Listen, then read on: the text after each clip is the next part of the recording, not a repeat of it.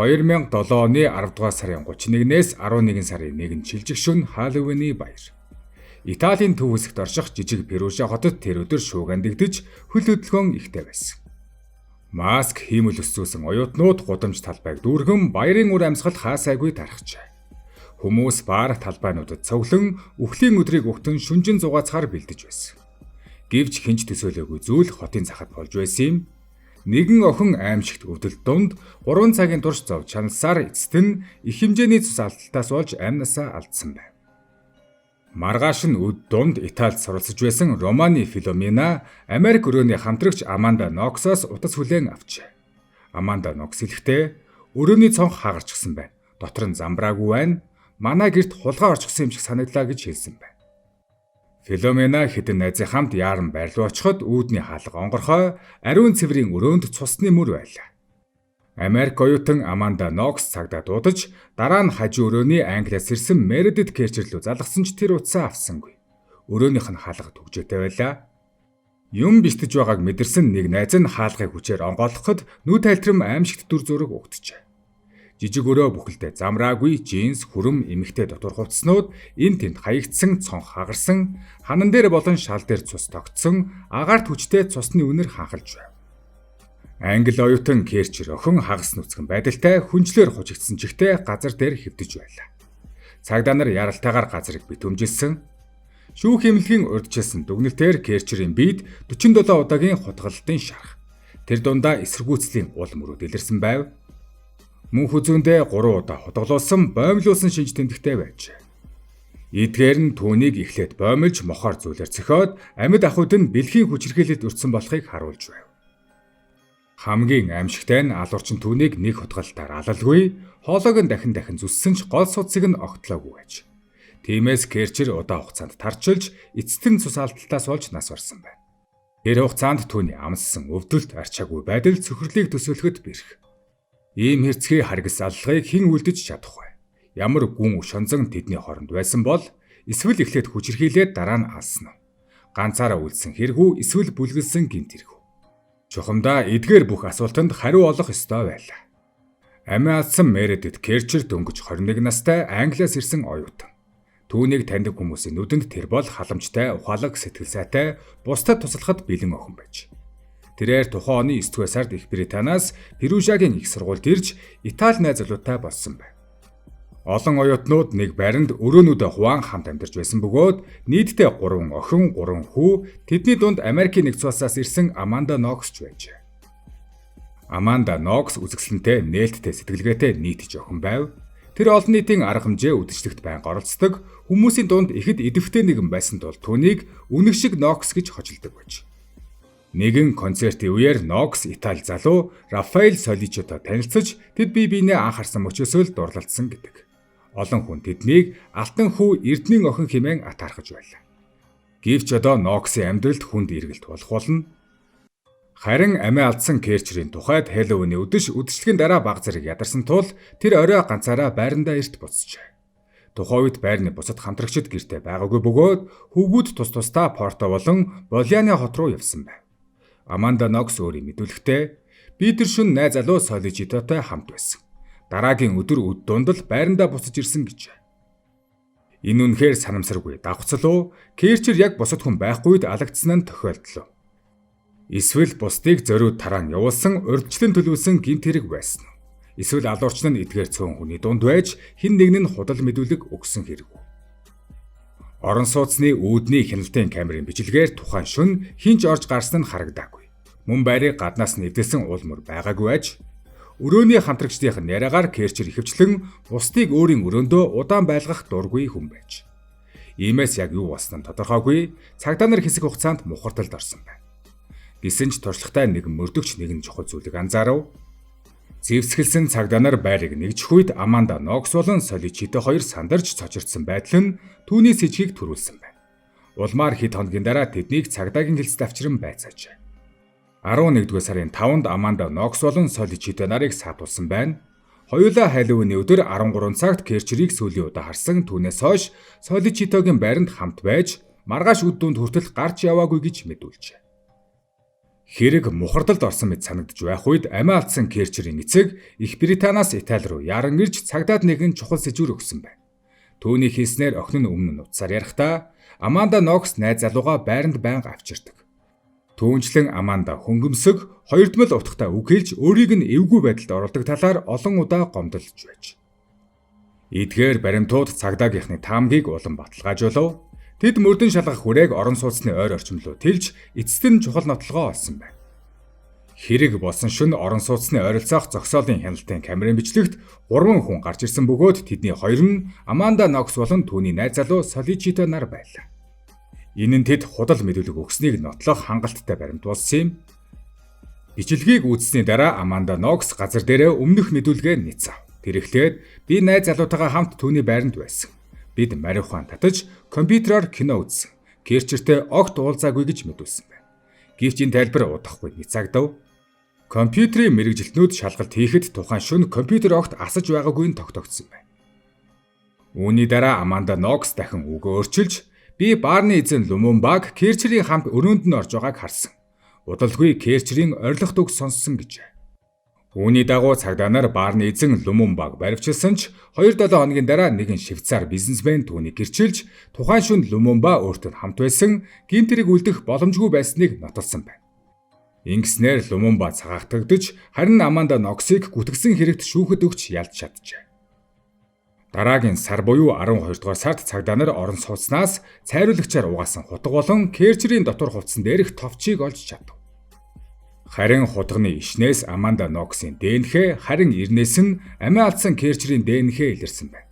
Харин тэр товч дээр Нокс болон Соличито хоёрын ДНХ хоёул илэрчээ.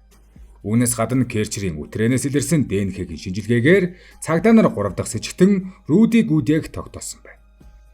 Хэрэг гарсны дараа Гүдээ Италиас зогтсон ч галт тэрэгний тасалбаргүй зорьцсон хэрэгээр баригдаж улмаар буцаан авчирч шүүхэд өгчээ. Эдгээр баримтуудын дараа Аманда Нокс болон Соличито нарын сэжиг огцом нэмэгдсэн байна. Удаан хугацааны байцаалтын дараа Аманда Нокс мэдүүлэгтээ гар үсэг зурв. Харин тэр мэдүүлэгтээ Соличито адал явдал секси зүйлд дуртай. Түүнийг хамт оролцохыг шаардсан татгалзаж чадаагүй. Хамтдаа Керчерийг өрхтөн уруу татаж Гүдээтэй нийлж Керчерийг хүчирхийлсэн гэж хүлээн зөвшөөрсөн байна. Гэвч хэрэг үүгээр дуусаагүй. Энэхүү мэдүүлэг хэвлэл мэдээлэлээр цацагдсны дараа Аманда Нокс дахин мэдэгдэл хийж цагдаагийн айлган сүрдүүлэлтээс болж би хит их айж сэтгэлээр их унсан байсан. Тиймээс энэ мэдүүлгийг хүчинтэй тооцож болохгүй гэж. Ийхүү дахин хүлээн зөвшөөрч дахин мэдүүлгээ нэцааснаар хэрэг бүрч манан будан дунд оров. Үнэн яг аль нь вэ? Аманда Ноксын хэлсэн үгнүүдээс аль нь үнэн, аль нь худлаа вэ? Тэр үнэхээр энэ хувилдаанд оролцсон уу? Хэрв оролцоогүй бол яагаад ихэндээ тэнд байсан гэдгээ хүлээн зөвшөөрөөгүй вэ? Хутганы иш дээрх ДНХ-г яаж тайлбарлах вэ? Эсвэл энэ бүхэн найз залуу Соличито болон Гүдээ нарын өрх байсан уу? Тэр хайртай хүнээ илчлэхийг хүсээгүй учраас дуугүй байсан уу? Мөрдөн шалгалт гүнзгийрэх тусам энэ хэргийн цаадах жинхэнэ түүх огтхонч энгийн биш нь улам тодорхой болж байлаа. Эдгээр чухал нотлох баримтуудад тулгуурлан Италийн прокурорууд Аманда Нокс, Рафаэль Соличито, Руди Гүди нарыг Мередит Керчерийн хөнөөсөн хэрэгээр албан ёсоор яллагдагчаар татав. Тэд хэрэг явдлын явцыг дараах байдлаар сэргээсэн. 2007 оны 11-р сарын 1-ний Хэллоуины шөнө гурвуул тухайн орон сууцанд хамтдаа үдэшлэг хийж байж. Марихуан татсан байсан Аманда Нокс Керчерийг тэдэнтэй нэгтгэх хүрсэн боловч Керчер энэ ёс бус утгагүй саналыг эрс татгалзсан байна. Үүнд Аманда Нокс урлаж 2 эрэгтэйтэй хамт Керчерийн өрөөлөө дайран оржээ. Итали найз залуу Соличито Керчерийг араас нь барьж гар хөдлөх боломжгүй болгож Гүдээ түүний хүзүүг боож хүчирхийлсэн гэж прокурорууд үзсэн байна. Харин Аманда Нокс хутга авч Керчерийн хоолойг зүссэн. Үүний дараа тэд өрөөг зориуд замбраагүй болгож зарим эд зүйлсийг авч дээрэн болсон мэт дүрсгэхээр зохион байгуулсан байна. Эцэст нь Керчерийн дээр хүнжил нөмөргөн орхиж тэр охин 3 цагийн турш цус алдаж эцэст нь нас барсан. 3 дахь житгээд Руди Гүдээ хурдан хугацаанд шүүгдэж 30 жилийн хорихял авсан байна. Талигаачийн биенээс түүний үрийн шингэн илэрсэн. Гэвч Аманда Нокс Америкийн иргэн амиа алдсан Керчер Их Британий иргэн байсан тул хэрэг шүүхийн танхимд тийм ч амархан шийдэгдээгүй. Хоёр улсын хэвлэл мэдээллийг хэрэгслөөд бие биелүүгээ буруутгасан хэвлэлийн дан өрнүүлж харин Аманда Нокс өөрийн мэдүүлгийг цагдаагийн дарамт албалга доор гарын үсэг зурсан хэмээн тууштай мэдгцээр байв. Харин үүний улмаас уг мэдүүлэг хүчингүй тооцогдож хэрэгтүүлсэн нотолгоон зөвхөн биет баримтууд болжээ. Шүүх хурал дээр прокурор дараах 4 биет нотолгоог танилцуулсан байна.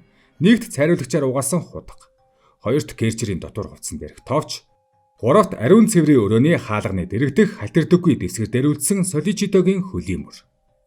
Дөрөвт Керчерийн өрөөнд илэрсэн соличидогийн цустай гутлын мөр. Ийхүү харвал үнэн бараг эргэлзээгүй мэт санагдаж байлаа. Ингээд 2009 оны 12 дугаар сарын 4-нд Аманда Нокс болон Рафаэль Соличидо нарыг хүү амны хэрэгт буруутай тооцож тус бүр 26 жил болон 25 жилийн хоригяал мөн 4.4 сая еврогийн нөхөн төлбөр төлөх шийдвэр гаргав. Итали найз залуу Соличидо шүүхийн шийдвэрийг дуугүй цөхөрсөн байдлаар хүлээн авсан бол Аманда Нокс нулимс тусдуулан уйлж дахин давж залдах хүсэл гаргажээ.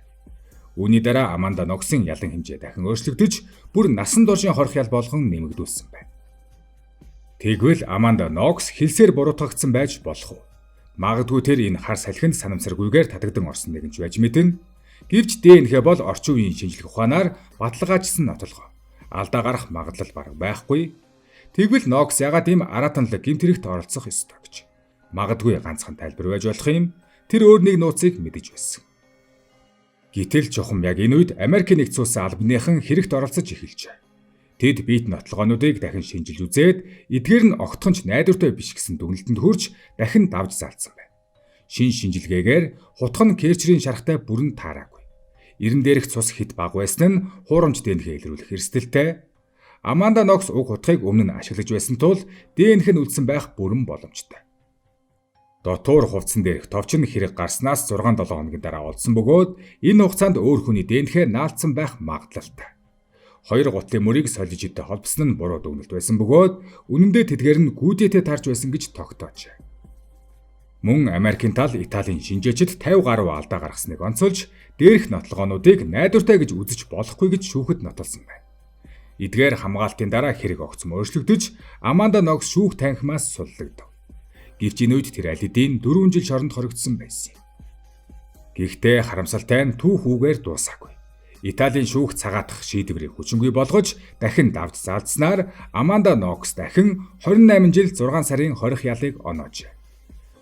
Харин дахин шүүх болж 2015 оны 3 дугаар сарын 27-нд Италийн дээчүүх эцтэй шийдвэрээ гаргаж Аманда Ноксыг гин буруугүй болохыг аль бие ёсоор зарласан байна. Ингэснээр Америкийн нэгдсэн улс, Итали, Их Британи гэсэн 3 улсыг дамнан үргэлжилсэн 8 жилийн дулаанд хэрэг эцэслэн хаагдсан. Гэсэн ч ийм эцсийн шийдвэр гарсан ч энэ хэргийн дөргөлтийн нөлөө бүрэн арилсангүй. Хүмүүс эцсийн дүгнэлтийг зайлшгүй эргэлзэн харж асуулт тавьсаар байна. Керчерийн гэр бүлч энэ гинтийн эргэлтэнд цочирдож цаашлаад Их Британи, Итали, Америкийн нэгдсэн улс гэсэн 3 улсын шүүхийн шударга ёс хүртэл олон нийтийн зүгээс дахин нэг удаа шалгалтанд орсон юм. Олонч баттай нотолгоо Аманда Ноксыг зааж байсан ч эцэстээ тэр цагаатсан. Түүний хэргийн оролцоо чухам юу байсан талаар хүмүүс эргэлзэн танилцж, Америкийн талаас шахалт үзүүлэн хүнээ цагаатгаж авсан гэж олон хүн үздэг. Харин Америкийн тал Аманда Ноксыг бүрэн хилмигдсэн хүн гэж зарласан юм. Бүр цаашлаад хэрэгт хамгийн их анхаарал татах ёстой байсан хохирогч Мередит Керчерийн оронд Аманда Нокс өөрөө энэ хэргийн гол дүр болж хувирсан юм.